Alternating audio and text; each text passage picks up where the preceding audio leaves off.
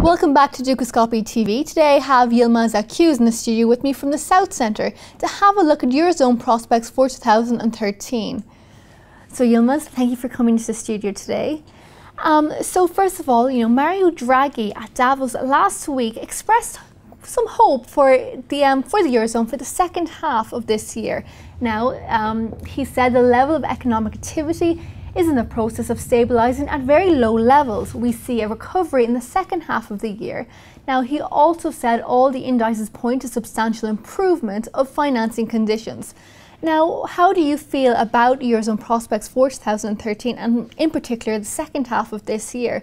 Do you agree with him, and do you see any obstacles that we may face?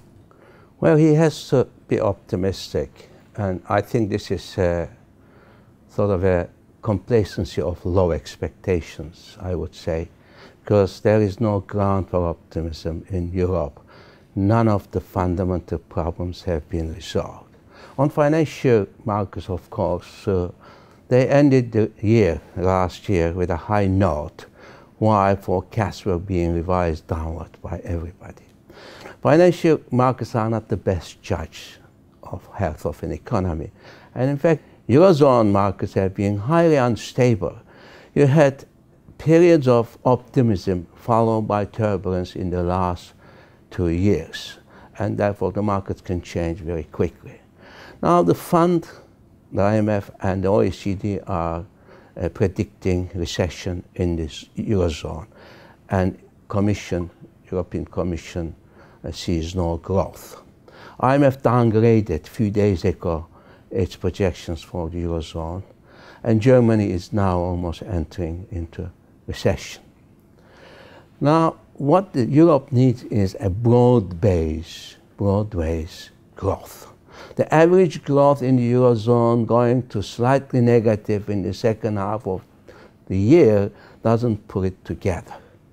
They need broad-based growth, including in the periphery countries, and there are no prospects for that. A scenario that from the second half of 2013 there will be slight recovery and beginning of a sort of move into sustained growth. That is totally unrealistic. We don't know where Eurozone is going. Greek problem is not resolved. Greek needs almost 100% debt write-off. Now 70% of Greek debt is now held by the official sector, including ECB, and ECB and Germany are against write-off of official debt, despite the calls from the IMF.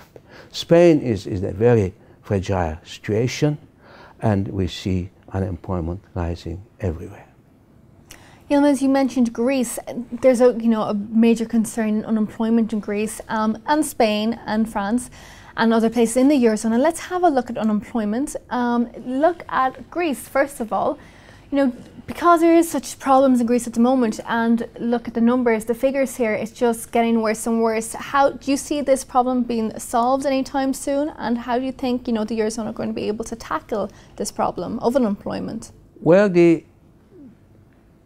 ironically, the program pushed onto periphery countries will call for higher and higher employment, because periphery countries lost competitiveness throughout the decade by pushing wages ahead of productivity growth, while Germany was engaged in a competitive disinflation to gain competitiveness.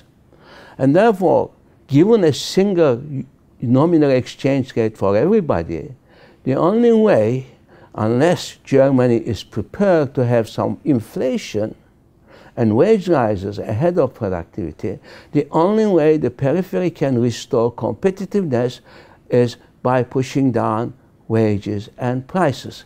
And that can only be done by creating unemployment. So the unemployment is actually part of the logic of the adjustment program imposed on the periphery countries, what we call internal devaluation. The devaluation through cutting prices and wages, and therefore in real terms euro will actually depreciate in these countries. So this is a time bomb, and Senor Draghi certainly bought some time but did not defuse the bomb. And in terms of the future for the euro, what do you see in the short, mid and long-term range for the euro this year?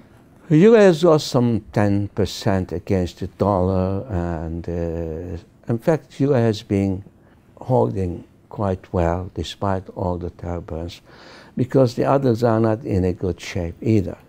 But I imagine if the fiscal cliff is resolved in the United States, which I think it will, and some kind of an extra stimulus is brought in the US, together with some medium-term consolidation, I would expect the dollar to gain considerably against the euro in this year, towards the end of the year. On the short term, it's your guess as much as mine. You see, dollar exchange rates, capital flows, commodity prices, everything is highly sensitive to Eurozone news. And these news can change from day to day. Thank you very much for coming into the studio today. And as always, thank you for watching Dukascopy TV. Do stay tuned to Dukascopy TV for more interviews and press reviews. But for now, goodbye.